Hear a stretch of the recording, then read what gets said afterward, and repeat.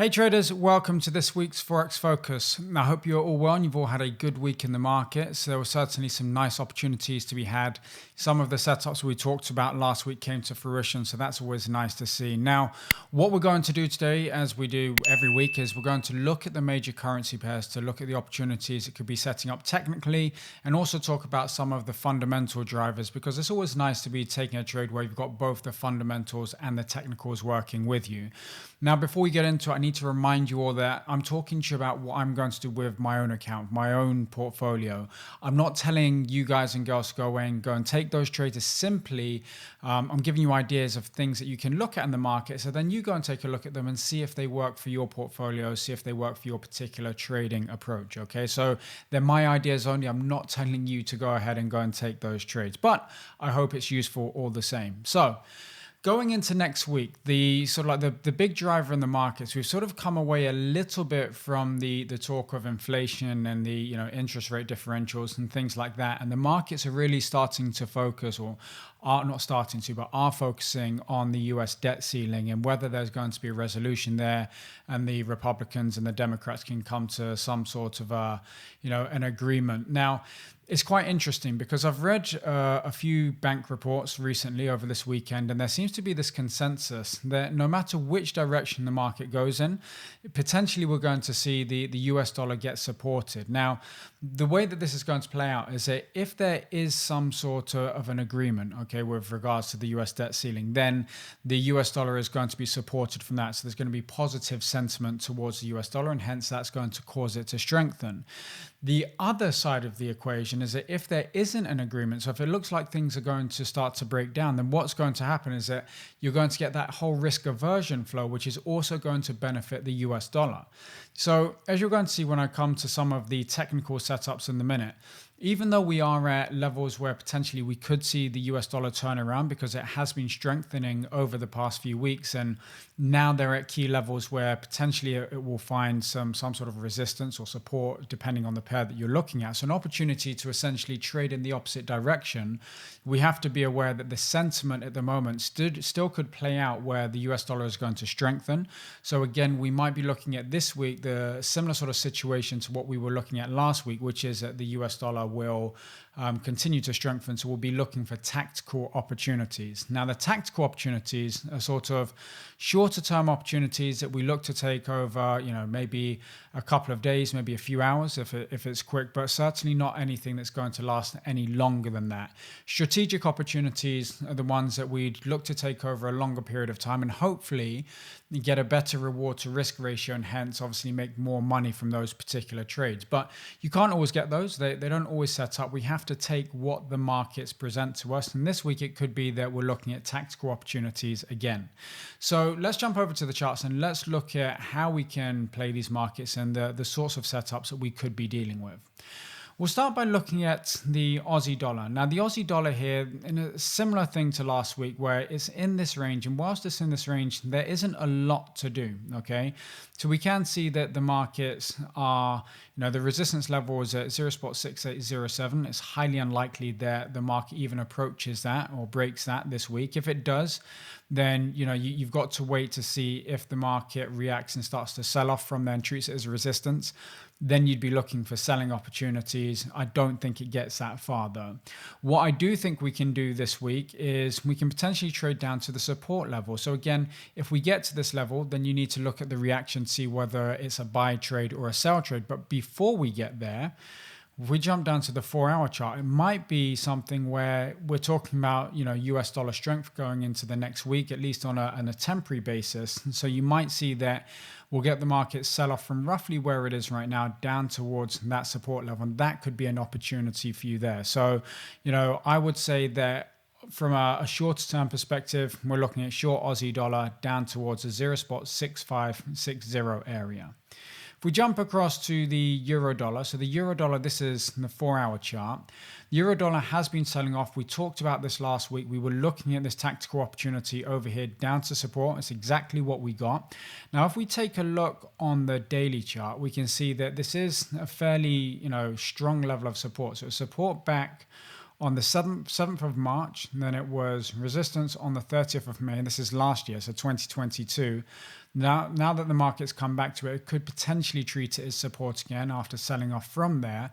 But as I said, the currency markets, whilst we do look to trade them technically because we need to find a way to get into and out of the markets. We have to be aware that it's not really the technicals that drive the markets. It's sentiment and fundamentals. And sentiment at the moment may cause the US dollar to continue to strengthen, which will mean that the market moves lower. And if it moves lower, then I'm looking at the next support level at around the 1.0574. So if we jump down to the 4-hour charts, we could see potentially a little bit of sideways price action around here. But when these 1.0760, which is this support level over here, when that gets broken, then I think I'm going to be looking for shorting opportunities to take me down towards that support level. If we don't get that, so if we do start to get a reaction here, let's say I get a bullish engulfing candle around this area here that takes me above this candle over here, above the 1.0847, then I will start looking for long opportunities. But I'm not going to enter a long until the market starts trading above the 20-period moving average. That's kind of like my indicator to let me know when momentum is on my side. And if the market is trading below it, then momentum is to the downside. If it's above it, then momentum is to the upside. So whilst I may want to buy from this level here, the market needs to be above that particular moving average in order for me to be able to take that trade. So euro dollar next week, looking at potential reaction to this support level over here. However, from the shorter term perspective, if we do get a break below 1.0760, then we need to be looking for shorting opportunities. The pound dollar is very similar. We haven't had quite the sell-off that we did in the euro dollar, and that's because obviously the pound hasn't been as weak as the euro recently. But if we take a look at this on the daily chart, we can see that we are at a big level of resistance, which could act as support. Similar sort of thing here is with the euro, only that the price, if it does break above this bearish candle over here and it breaks above the resistance level at 1.2496, then it will probably take us above the 20-period moving average, which means that we would look to get long this particular pair. So if this breaks up, the potential is that the pound is going to give us an entry signal before the euro does. So that's what I would be looking at here. If it doesn't, then we'd have a similar sort of play that we do to the euro, which is we want to sell below the temporary and most recent support, which in this case is the 1.2390. And we would trade it down to the next support level, which is around the 1.2263. Moving on, we've got the New Zealand dollar. So the New Zealand dollar here we can see is kind of a little bit untidy. So there isn't a lot that I want to do with this particular pair. We can see that it's in no man's land. So it's not trending to the upside. It's not trending to the downside. We can see that we've got a low here. Then we've got a higher low over here. Then we've got a high. The market just about gets towards that high, then sells off from it. And then we've got the previous high over there. So actually we've got lower highs and then we've got higher lows. So we've got this sort of coiling price action, which eventually will give us a very nice trading setup. But just at the moment, there isn't anything to trade here. And if you try to force this, then you'd probably find yourself in a trade where it's going to whipsaw you about. You're getting in one direction, it will move in the other, stop you out, and then go back in the direction that you were already in. And it's just kind of, it's not worth it. You need to remember that when we're looking to trade the markets, we want to make money, right? We're not trying to entertain ourselves. And if you're trying to take everything that moves, then really you're looking at this from the completely wrong perspective. You're looking at it from an entertainment perspective rather than an avenue to be able to generate you some profits, which is going to, put money into your bank account, essentially, which is what we want.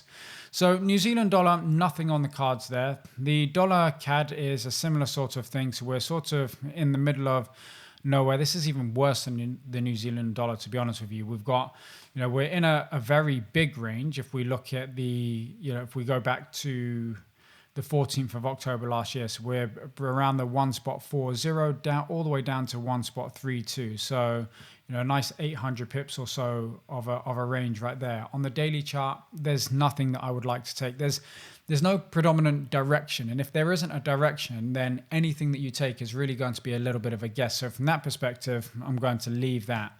If we jump down to a 4-hour perspective, again, there really isn't anything here. So there are other opportunities and things like the euro dollar, the pound dollar that we've just spoken about, even the Aussie dollar to an extent. So I'm going to leave this and I'm not going to do anything with this, or the New Zealand dollar. So those two are completely off the cards. Then if we look at the dollar franc, so the dollar franc here from the 4-hour perspective looks like it's breaking up a bit in a similar sort of way to the euro dollar and the pound dollar, only opposite, because the euro dollar, the dollar is the quote currency, and in the dollar franc's perspective, the dollar is the base currency. So they will move in opposite directions, but essentially the short-term direction of dollar strength here is going to be a move to the upside, whereas dollar strength in the euro will be a move to the downside. So what am I saying here? Well, if we look at the dollar franc and we get a break above the 0.9066, which you can see the market is paying attention to at the moment. So we'll go over there on the daily chart. You can see it's actually a very big level. It says previous level of support over here, which is acting as resistance. Now, looking at the short-term tactical opportunities, if we get a move above there, then we can be looking for a short momentum move to the upside. I don't know that this gets all the way up towards the 0.93/94 level. It might be that we need to trade it to the middle of the range at around the 0.92 area. But if we do get above there, and the sentiment is obviously strong and supportive of the US dollar, then you need to take that trade because it will be a good short-term opportunity. In the long term, I still do think that this eventually goes lower. I think, once the stuff with the debt ceilings kind of played itself out and the sentiment has moved from there and shifted back towards interest rates and the differentials between the different regions, then I think that's when the dollar gets sold. So we need to be aware of that. So even though we're looking at the shorter term opportunities for dollar strength, in the long run, we're looking for selling opportunities. So from that perspective, I'm also looking here for a bearish momentum candle, looking for the rest of my indicators to set up and give me the indication that we are moving to the downside. And then I'll be looking to sell that. But I'll be looking for the sell trade on the longer term chart, on the daily chart. That goes for the buy trades that I'm looking at on the euro and the pound. That will be on the daily chart, whereas the shorter term charts, I'm using the shorter term timeframes. Now, the final one that we want to talk about is the dollar yen. So the dollar yen here has been moving up. It's one where the dollar strength really has shown itself more than others to a certain degree. So I think essentially with the daily chart, if we get a move above 138.74, then we absolutely want to be long the dollar yen.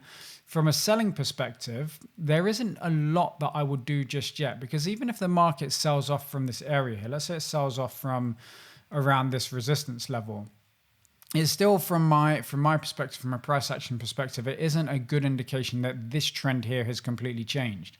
I'd probably want to see this trend line over here get broken before I entertain shorting opportunities. So I'm very much long the dollar yen. I'm looking for the market to break out above the 138.76 level.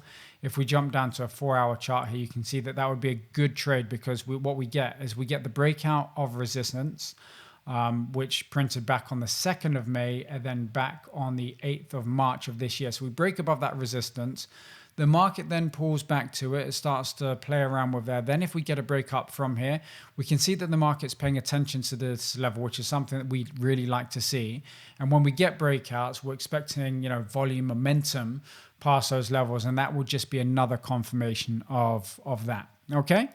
So that wraps it up for this week's opportunities in the major currency pairs. What you can do with this information is you can then take it and try and perform some sort of like parallel and inverse analysis and look at other currency pairs. So look at some of the minors, some of the crosses, and see if you can get the strongest of the strong and pit it against the weak of the weak, essentially, and that you'll get some other good opportunities like that. I actually look at 28 different currency pairs. So even though in these videos over here we focus on the majors, you have to be aware that there are other opportunities in some of the other currency pairs as well. So you might want to take a look at that. Now, as I say every week, if you don't already have a strategy, if you don't have an approach to the market that is profitable, that gets you that consistency that you're looking for, then please jump across to my website. I will post the link beneath this video here. Sign up for my free masterclass, and I will walk you through the framework. I'll walk you through my approach to trading the markets, which is something that I haven't really deviated from over the last 18 years. So I've been trading these markets since 2005, and I've really taken the same approach. There's been a few, subtle differences and changes as the markets have changed and evolved, but the whole premise, the way that I approach the markets has not changed. So if you learn this now, then it's something that really will put you in a great position for the rest of your trading career. Okay, so jump across to the website there, sign up for the masterclass. It's absolutely free, and learn a framework, learn an approach that really could help transform your trading. If you aren't already subscribed to the channel, please subscribe to the channel. Click that subscribe button, then hit the bell so that you get a notification as and when I release these videos. If you have any questions, please post it in the comments beneath the video. Otherwise, I look forward to speaking to you next week. Have a really good week in the markets. Thank you so much for watching, and I look forward to speaking to you soon.